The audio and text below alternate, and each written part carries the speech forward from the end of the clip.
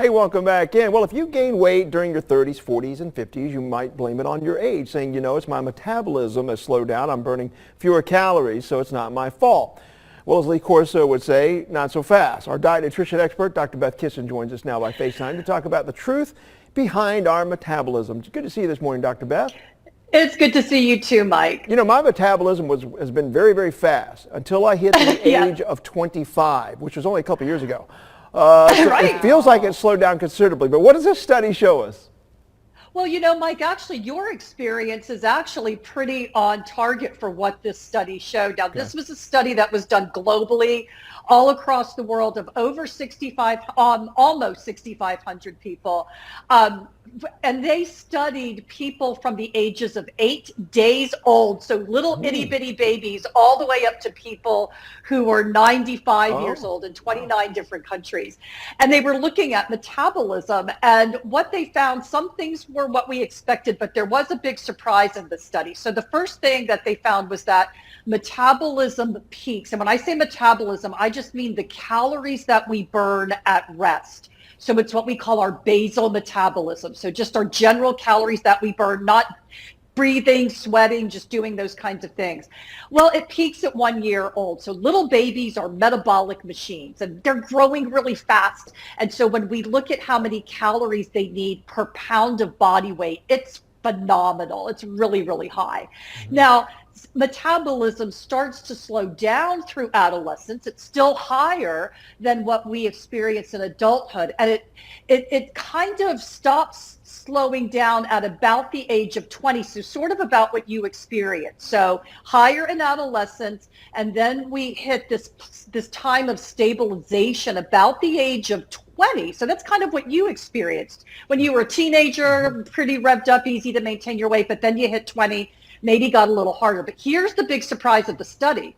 Metabolism did not continue to slow down after the age of 20.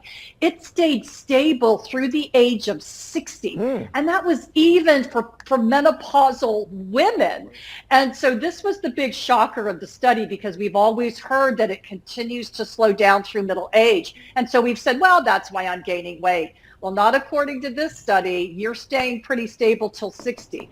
At 60 is when we saw the slowing down of the metabolism, and that's where we can blame it for our weight gain, is after the age of 60. What if you're somebody like me and you just never grow up? Does the metabolism stay with you? Oh, no, I'm kidding. Seriously though, what is our biggest takeaway though, you think, from this study?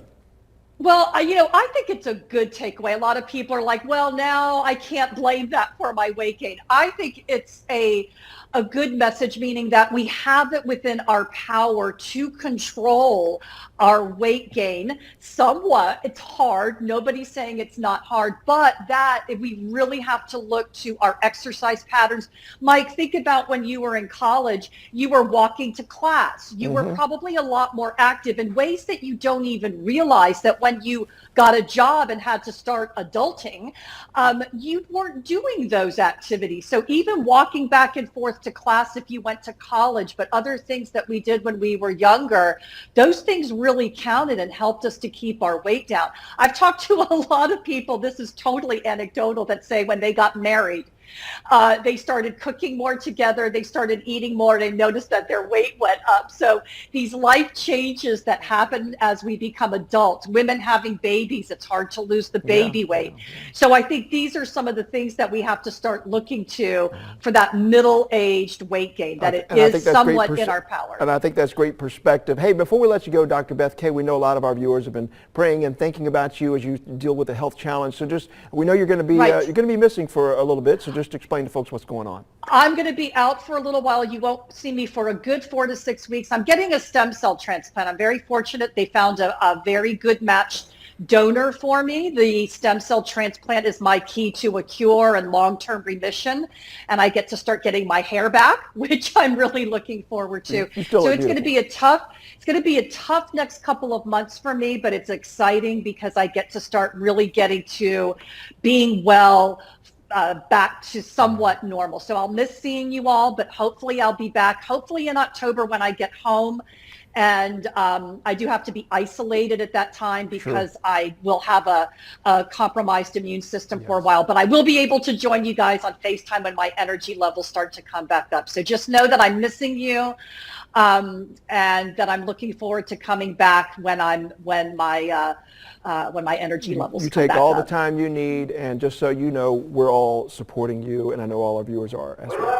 And Love you, Beth. I love you guys, All and right. I thank you all. You've been wonderful and supportive to me, Doc- and it's meant a lot to me. Dr. Beth Kitchen. We'll be right back.